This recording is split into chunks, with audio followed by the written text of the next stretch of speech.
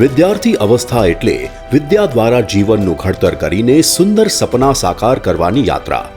વિદ્યાર્થી યાત્રાનો અગત્યનો પડાવ એટલે ધોરણ 12ની પરીક્ષા પાસ કરવી. પરંતુ પરીક્ષાના પરિણામ સાથે જ શરૂ થાય છે ઉચ્ચ અભ્યાસમાં જોડાવાની મૂંઝવણ. આરંભાય છે મિશન ઓફ એડમિશનની દોડ. સમયની માંગ પ્રમાણે વધતા જતા કોર્સ, નવા ડિપાર્ટમેન્ટ, અનેક ફેકલ્ટીઝમાંથી શું પસંદ કરવું ને શું નહીં એ કોયડો હોય છે વિદ્યાર્થી અને વાલી માટે. કારકિર્દી ઘડતર માટે અનેક યુનિવર્સિટી, સેંકડો કોલેજ, હજારો અભ્યાસક્રમના વિકલ્પ ઉપલબ્ધ છે આજે. પરંતુ દૂરની કોલેજોમાં જઈને અલગ કોલેજ અને અભ્યાસક્રમ માટે ₹1000થી 1500 જેટલી એપ્લિકેશન ફી ભરવાની સમસ્યા ઉદ્ભવે છે. એડમિશન પ્રક્રિયામાં શ્રમ, સમય અને નાણાંનો વ્યય થાય છે. ગુજરાત સરકારના ઉચ્ચ શિક્ષણ વિભાગે વિદ્યાર્થી અને વાલીની આ પાયાની મુશ્કેલી જાણી એટલે જ એડમિશનને સરળ બનાવવાના ઉપાય રૂપે Gujarat common admission services portal એટલે કે GCASની શરૂઆત કરવામાં આવી છે. હવેથી આ એક જ પ્લેટફોર્મ દ્વારા ઓનલાઈન એડમિશનની પ્રક્રિયા શક્ય બની છે.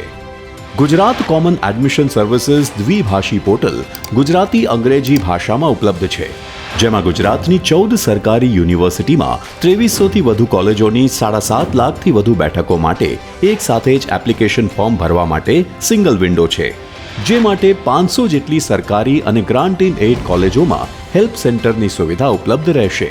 માત્ર www.gcas.gujgov.edu.in પર લોગિન કરવાનું, ઓનલાઈન રજિસ્ટ્રેશન ફોર્મ ભરવાનું, વેરિફિકેશન માટે ઈમેલ આઈડી અને મોબાઈલ નંબર સબમિટ કરવાના, મળેલ યુઝર આઈડી અને પાસવર્ડને યાદ રાખવાના, ધોરણ 12ની માર્કશીટ, અનામત કેટેગરીનું પ્રમાણપત્ર જેવા જરૂરી પુરાવા અપલોડ કરવાના, માત્ર ₹300 રજિસ્ટ્રેશન ફી ભરવાની.